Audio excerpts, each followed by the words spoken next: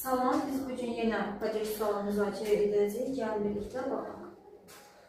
Он подарил интересную книгу о животных. Biz indi variantlardakı sözlərə baxmalıyıq. Sözün başlanğıc formasını bilməliyik.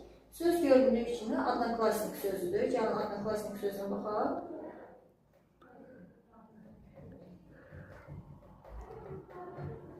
Adnoklasnik, sinif yoldaşı deməkdir adnoklasnik. K ilə qutartıdır. Muskoy roddur. Muskoy rodda samitlə bitən sözlər ikinci skloniyaya aiddir.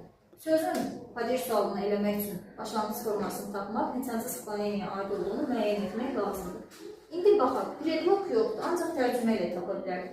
On padaril, o hədiyyə etdi. Maraqlı kitabı, heyvanlar haqqında maraqlı kitabı hədiyyə etdi. İndi sinif yoldaşına hansı sual verir? O maraqlı kitabı kimə hədiyyə etdi? Kimə? Kimənin də qarşılığı kamu. Kamu temuda hansı padejin sualıdır? Datilin padejin sualıdır.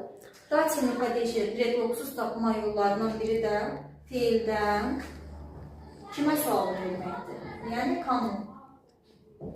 Sinif yoldaşına. Adnoklasnik də ikinci skloniyyadır. Datilin padej birinci skloniyada qəbul edir Y, ikinci skloniyada qəbul edir U, üçdə də qəbul edirdi I. Deməli, bizə lazımdır ikinci skloniya, yəni U. Adnoklasnik Q. Variant D.